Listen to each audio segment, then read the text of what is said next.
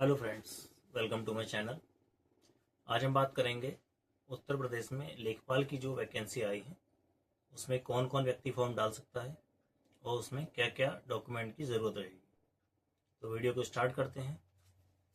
सबसे पहले हमें अपने लैपटॉप में गूगल क्रोम ओपन करना है और यहाँ ऊपर सर्च बार में हम टाइप करेंगे UPSSC.gov.in। एंटर करेंगे, ये आपकी वेबसाइट ओपन होगी। इसको थोड़ा नीचे स्क्रॉल करेंगे और go to official website of UPSSC इस पर क्लिक करेंगे। क्लिक करने के बाद ये वेबसाइट कुछ ऐसे ओपन होगी। ये एक पॉपअप आएगा, ये मोबाइल एप्लीकेशन डाउनलोड करने के लिए है UPSSC का। अभी हम इसको कट करेंगे, थोड़ा नीचे स्क्रॉल करेंगे तो ये ऑनलाइन फॉर्म सबमिशन का ऑप्शन दिख रहा है आपको। इसके सामने आपको कैंडिडेट रजिस्ट्रेशन का ऑप्शन मिलेगा, इस पर हम क्लिक करेंगे। जॉब नोटिफिकेशन हमारे सामने आ जाएगा उस पर क्लिक करने के बाद। यहाँ पर advertisement number, starting date, last date, fees deposit की लास्ट डेट कितनी है, सारी चीज़ें यहाँ पर आपको लिखी होंगी। हम अप्लाई पर क्लिक करेंगे। अप्लाई पर क्लिक करने के बाद यहाँ पर सारी चीज़ें शो करेगा कि इसमें वही व्यक्ति फॉर्म डाल सकता है लेखपाल में जिसने 2025 का पैट का एग्ज़ाम दिया हो। ठीक है, हम अब थोड़ा नीचे स्क्रॉल करेंगे तो यहाँ ये लिखा हुआ आ रहा है पोस्ट वैकेंसी लेखपाल, मिनिमम एज 18, मैक्सिमम एज 40 वर्ष। वैकेंसी अगर आपको चेक करनी है तो आप टोटल नंबर ऑफ वैकेंसी पर व्यू पर क्लिक करेंगे इस पर, तो आपकी वैकेंसी शो कर देगा। बट हमें अभी क्लियर है, हमें फॉर्म डालना है तो हम सबमिट एप्लीकेशन पे क्लिक करेंगे। ये दिखा रहा है कि कृपया ध्यान दें कि आवेदन प्रक्रिया को सफलतापूर्वक पूर्ण करने के लिए निम्नलिखित विवरण आपके पास होना आवश्यक है। जो भी एसेंशियल क्वालिफिकेशन है वो, और नेट बैंकिंग से जो आपकी फ़ीस कटेगी 25 रुपये, ये सब हमारे पास है। हम थोड़ा नीचे स्क्रॉल करेंगे और नीचे स्क्रॉल करेंगे, इस बॉक्स पर टिक करेंगे कि हमने सारे इंस्ट्रक्शन पढ़ लिए हैं और आई एग्री पर क्लिक करेंगे। उसके बाद ये पेज खुलेगा। यहाँ पर हमें अपना पैट का रजिस्ट्रेशन नंबर डालना है जो कि आपके पास होना चाहिए। अगर किसी के पास वो नहीं है और उसको याद नहीं है कि क्या नंबर है और है लिखा हुआ भी कहीं नहीं है, तो उसके लिए आप वीडियो में कमेंट करें, मैं आपको बता दूंगा उसका प्रोसेस। नंबर डालने के बाद हम गेट OTP पे क्लिक करेंगे। अब एक OTP हमारी मेल और मोबाइल दोनों पर गया है। हम वीडियो OTP देख लेते हैं। हमने OTP टाइप कर दिया है। यहाँ हम अपना कैप्चा डालेंगे जो आपके सामने शो हो रहा होगा। क्लिक हेयर टू प्रोसीड पर क्लिक करेंगे। उसके बाद ये फॉर्म हमारा खुलेगा जिसमें कुछ डिटेल्स जो पहले से फिल होंगी उन्हें हम चेंज नहीं कर सकते। मैं इसमें एक बात क्लियर कर देता हूँ कि किसी व्यक्ति के पास EWS का सर्टिफिकेट यदि है और उसने पैट के एग्ज़ाम में लगाया था तभी वो यहाँ EWS के लिए अप्लाई कर पाएगा, नहीं तो नहीं।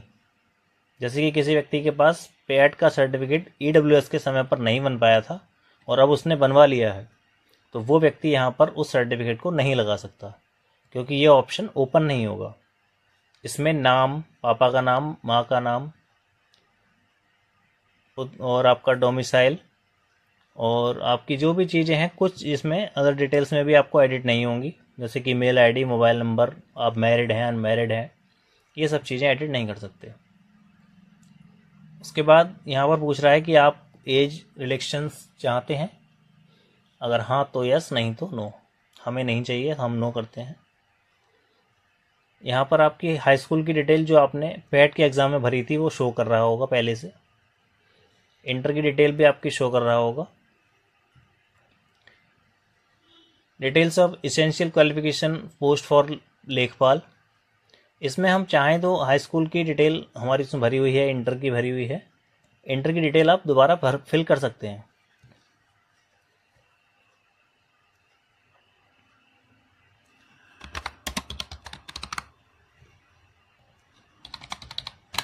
हम इंटर की डिटेल भरेंगे, जिस बोर्ड से है वो, ईयर ऑफ पासिंग रजिस्ट्रेशन, जिस डेट को आप पास किया है।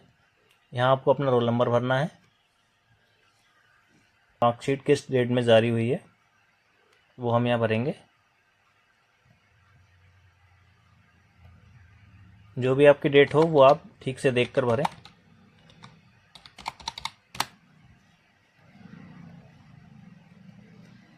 हमारी मार्कशीट 5 जून 2012 को जारी हुई थी, जिसका हम ये फॉर्म भर रहे हैं। यहाँ पूछ रहा है कि परसेंटेज सिस्टम या ग्रेड सिस्टम, तो हमारा परसेंटेज सिस्टम है। परसेंटेज सिस्टम पे हम क्लिक करेंगे।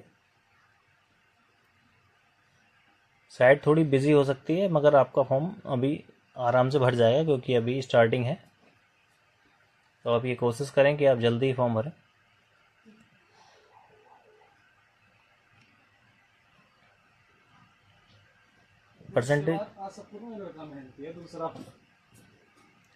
परसेंटेज पे क्लिक करने के बाद यहाँ पर पूछेगा ऑब्टेन मार्क्स, जितने कि आपको नंबर आए हैं, कितने में से आए हैं वो नीचे भरने हैं, ऊपर जितने आए हैं उतने भरने हैं और नीचे टोटल भरना है। उसके बाद यहाँ पर हमको कैप्चा डालना है।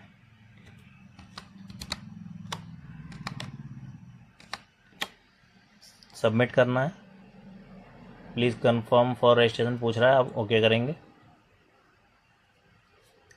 इसके करने के बाद कैंडिडेट एप्लीकेशन फॉर्म का पहला स्टेप आपका कंप्लीट हो गया है। अब हम करेंगे click here to proceed for photo and signature. हम इस पर क्लिक करेंगे। यहाँ पर हमारे फ़ोटो सिग्नेचर जो हमने पेट के एग्ज़ाम में लगाए थे वो शो कर रहा है, उसी को हम कंटिन्यू करेंगे।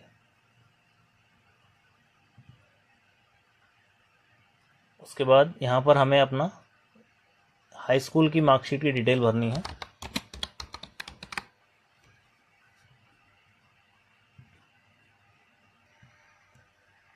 यहाँ पर हम यूपी बोर्ड भरेंगे, आपका जो भी बोर्ड हो। इशूइंग अथॉरिटी में हम अपना बोर्ड भरेंगे जहाँ से मार्कशीट जारी हुई है। इशूइंग डेट में वो डेट भरनी है जिस डेट को मार्कशीट जारी हुई है, सर्टिफिकेट आपका जारी हुआ है। ठीक है, उस नीचे की तरफ मार्कशीट में लिखा होगा, सनद में, मार्कशीट में, सर्टिफिकेट जो भी आप कहते हो, उसमें नीचे की तरफ डेट लिखी होगी और एक सर्टिफिकेट नंबर लिखा होगा। ये चीज़ें हमें यहाँ डालनी है। उसके बाद अपडेट पे क्लिक करना है। अपडेट पर क्लिक करने के बाद ये डिटेल और अपडेट हो जाएगी और यहाँ आपका पॉपअप आ जाएगा कि डॉक्यूमेंट डिटेल अपडेटेड सक्सेसफुली। इसको कट करेंगे। हम थोड़ा और नीचे स्क्रॉल करेंगे तो यहाँ पर प्रेफरेंशियल क्वालिफ़िकेशन है।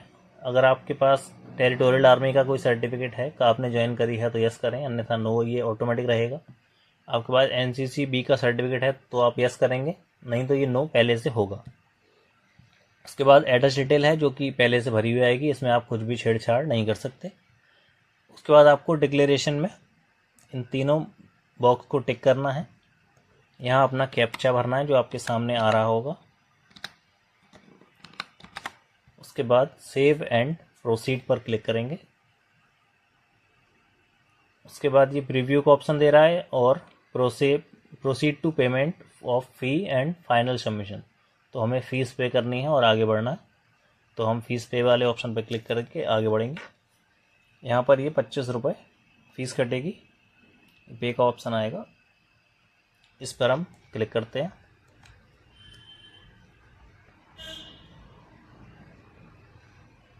थोड़ा नीचे स्क्रॉल करेंगे। ये payment gateway state bank of India का है। कुछ लोगों को कन्फ्यूज़न होता है कि state bank of India show कर रहा है तो केवल स्टेट बैंक से ही फीस कटेगी। ये केवल पेमेंट गेटवे है, आप इसे किसी भी बैंक से काट सकते हैं। इस बॉक्स को टिक करने के बाद हम proceed for fee deposition, proceed पर क्लिक करेंगे। यहाँ हम debit card, UPI, net banking किसी से भी फ़ीस काट सकते हैं। हम यूपीआई से काटेंगे और यूपीआई क्यूआर पर क्लिक करके हम पे नाउ पर क्लिक करेंगे। हमारे सामने एक बारकोड आएगा। हमारे सामने ये बारकोड आया, हमने इसको स्कैन कर लिया है और हम फीस पे करते हैं।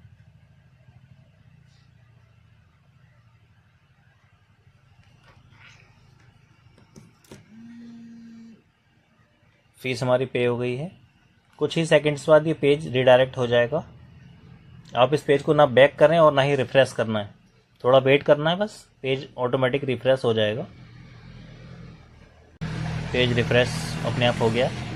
अब यहाँ हम proceed to download and print application form पे क्लिक करेंगे और ये हमारा फॉर्म सामने आ चुका है जो कि पूरा कंप्लीट हो गया है।